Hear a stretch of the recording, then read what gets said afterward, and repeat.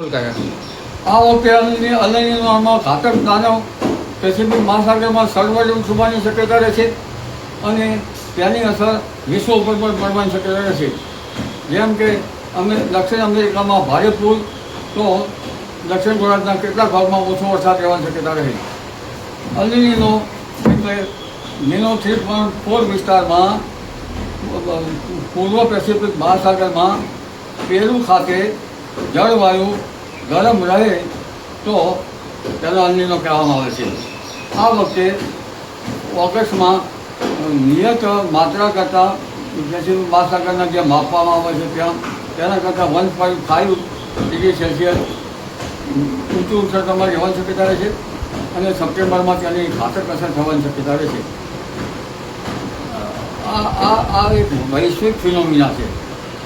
જ્યારે અલનીનો બને એટલે વ્યાપાર વાયુ ભારતમાં આવે નહીં, કારણ કે ત્યાં પેરુ ખાતે નીનો 3.4 વિસ્તારમાં દક્ષિણ અમેરિકા ખાતે જ્યાં મપાય છે ત્યાં લો પ્રેશર બને અને ઓસ્ટ્રેલિયાનું હવામાન, ત્યારે મધ્ય ભાગનું હવામાન અને દક્ષિણ અમેરિકાના પેરુનું હવામાન વચ્ચે સંબંધ છે. આ વખતે ઓસ્ટ્રેલિયામાં હાઈ પ્રેશર હોઈ શકે, એટલે ત્યાંથી જે પવનો જે છે એ પેરુ ખાતે જાય, એટલે ટ્રેડ પવનો વ્યાપાર વાયુ ભારતમાં આવી શકે નહીં. જેના કારણે ભારતમાં ચોમાસા ઉપર ક્યારેક ઓછો વરસાદ તો ક્યારેક સંક્રમણ રહી શકે, ક્યારેક અંધારો ભારે વરસાદ પણ થવાની શક્યતા રહે. હવે લા નીનો એટલે પેરુ ખાતે નીનો 3.4 વિસ્તારમાં જળવાયુ ઠંડુ હોય તો લા નીનો કહેવામાં આવે.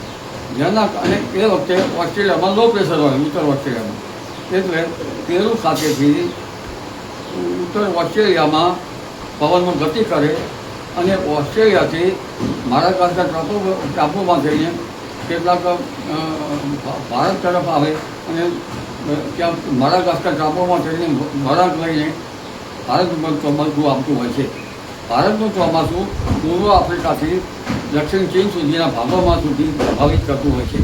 એટલે આ વ્યાપાર વાયુ લા નીનોમાં આવે, જેના કારણે ભારતનું ચોમાસું ટ્રેડ પવનના કારણે સારું રહેવાની શક્યતા રહે. પણ આ વખતે અલનીનો સ્ટ્રોંગ છે. અલનીનો તેનાથી પેરુ ખાતે ઉલટી સ્થિતિ બને ત્યારે અલનીનો કહેવામાં આવે અને ખતરનાક અલનીનોની ઘાતક અસર સપ્ટેમ્બરમાં જોવા મળશે. સામાન્ય રીતે સામાન્ય અલનીનો થયા હોય ત્યારે 86%, 88% જેવું ચોમાસું આવ્યું હોય છે અને 1972માં તો સ્ટ્રોંગ અલનીનો કારણે દુષ્કાળ જેવી સ્થિતિ સર્જાઈ હતી. આ વખતે મજબૂત અલનીનો બની રહ્યો છે. આમ છતાં લગભગ જુલાઈમાં એક એટમોસ્ફિયરિક વેવ જેવો ભારત તરફ આવશે અને તે પૂર્વે હિન્દ મહાસાગરનું હવામાન સાનુકૂળ થશે અને હમણાં 21-22 જૂને જેવો આફ્રિકા તરફ આવવાની શક્યતા છે. જોકે એ રિવર્સ થઈને પાછું પેસિફિક મહાસાગર મૂકે છે, ત્યારે કંઈક હશે ચોમાસા ઉપર તેની અસરો સારી થઈ શકે. એટલે આ વખતે ચોમાસું હાલતપૂર્વક સ્થિતિમાં રહેશે. દક્ષિણ ગોળાર્ધનું હવામાન અને ઉત્તર ગોળાર્ધના હવામાનમાં આ બંને વચ્ચેની સ્થિતિમાં ઇનર ટ્રોપિકલ કન્વર્જન ઝોનની પણ અસર થતી હોય છે. એટલે આ અલનીનોની અસર આ વખતે સપ્ટેમ્બરમાં ઘાતક અનુભવાશે. આમ છતાં ઓક્ટોબર સુધી વરસાદ તો થતો જ રહે છે અને ભારતના ચોમાસા ઉપર ક્યારેક અચાનક ભારે વરસાદ તો ક્યારેક અણધાર્યો ચોમાસામાં બ્રેક પણ આવી શકતો હોય છે. જ્યારે ચોમાસામાં બ્રેક આવે ત્યારે ખેડૂત ભાઈને પિયત વ્યવસ્થાપન કરવું સારું રહે. એટલે આ વખતે અલનીનોની ઘાતક અવસ્થા હોવા છતાં જૂનમાંથી શરૂઆતમાં તો ગુજરાતમાં છૂટોછવાયો વરસાદ થવાની શક્યતા રહે છે.